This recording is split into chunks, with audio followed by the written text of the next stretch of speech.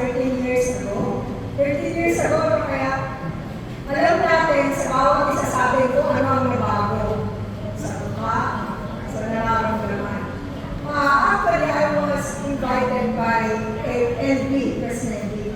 Kasi meron akong pain. Grabe pong pain ko dito sa elbow ko. Siguro dala ng age. I'm 57 years old. Ay, 37. And then 57. So, I'm 57. May nararamdaman ko ako na nagdarajate yung pain hanggang dito. So, painful talaga. So, si Cathy, alam niyo naman si Cathy, maraming ipapakita sa'yo. Sasabihin, tingnan mo to, yung pagkapait, inunin daw, para mawala.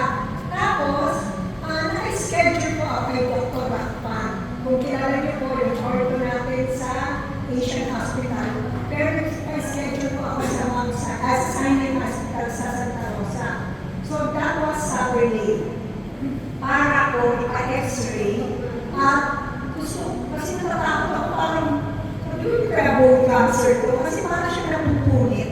Sobrang painful. Sa sobrang sakit niya, hindi po ako makagamit ng tabo.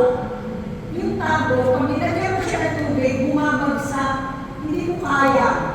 Tapos yung baso, ng puno ng tubig, hindi ko rin po kaya buhatin. So, ang ginagamit ko na ay laging left.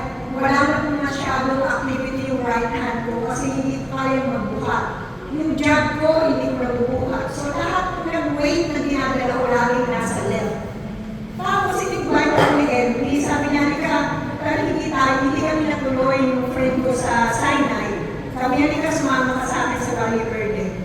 Tapos, sumama ko ako doon. Then, I met Mr. Nam, ako si Ma'am Susan. Tapos, ginagamit ko sa akin yung sa modern. Sabi niya, kasi sabi ko nga painful. I'm not really well. So, dito po, tagay ako. Ganun lang. Tapos, after an hour, tinanong ako ni Mr. Nam. Mr. Nam asked me again. So, how do you feel? Sabi ko, okay lang. Tapos, another pahit. Ilagay ulit. Tapos dito. Tapos dito. Amazingly, siguro po mga after 3 hours, nung pauwi na kami, I feel lighter. Hindi ko po sinasabing na wala yung pain. Ang sinasabi ko po, gumaan ang pakiramdam ko. Kasi sobrang bigat nito, lalo na pag magagabi na. Doon siya mabigat. Talagang sobrang bigat na hindi mo siya masakit and easy. So, sabi ko parang magaan. Tapos, unknowingly po, paalis na kami sa Valle Verde. Nabuhat ko po yung jab ko, napuno ng tubig. Tapos, dito ko nilagay yung bag ko. Alam niyo naman tayo mga babae, mabigat magbag. Dito ko po dinala, tapos ginanong ko. Tapos nagkakan ako. Tapos nagulat ako siya, bakit? Dito ko dinala. Tapos, tinanong ako ni Mr. Nam, sabi ko, so how sure your pain? Sabi ko, you see, I can even hold my jab and my bag. So, from then on po, sabi ko, ay Prada. Sabi ko, ay Prada kasi po maraming sinishare sa FB, pero sabi ko, sige, okay lang. Pero this time, I need the Prada. Kung makakapunta po kayo dyan sa gitna ng SM dyan, alam niyo po, pinatulan ko po yung Miracle Oil. Nakita niyo ba doon? Yes. Sir, di ba may Miracle Oil doon? Mahal.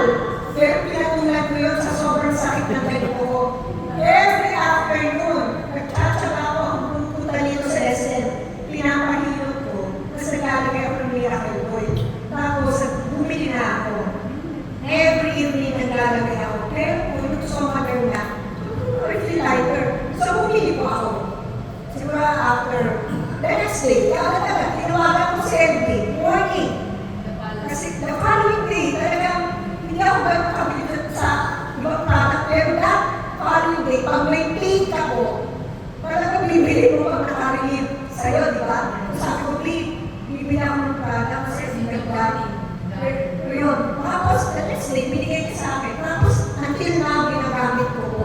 Talagang sinunod ko yung usage, yung instruction na sa morning and evening. Like, you know what? Umuwi po ako ng Bicol.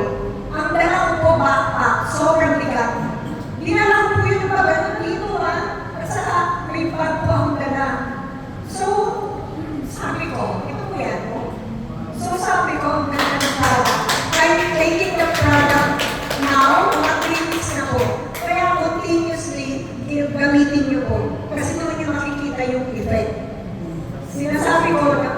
Hindi po yan nilago agad. Ay, wala, hindi po.